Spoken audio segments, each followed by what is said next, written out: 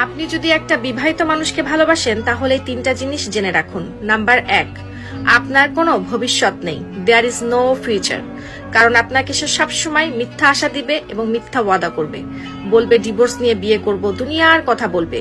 কিন্তু divorce 1 cup চায়ের মতো না, ইটস নট ইজি।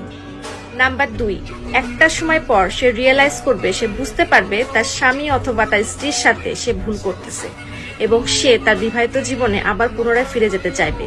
সে রিকন্টিনিউ করবে এবং আপনাকে সে অনেক বাহানা দেখাবে, বাচ্চা আছে, এটা আছে, সেটা আছে। তারপর সব শেষ, আপনাকে বলবে লেটস ইন দিস।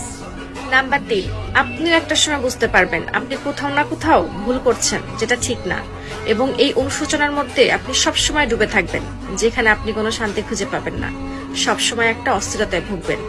এজন্য কখনো যদি কোনো বিবাহিত মানুষের সাথে সম্পর্ক করতে চান তাহলে 2 বার নয় 100 বার ভেবে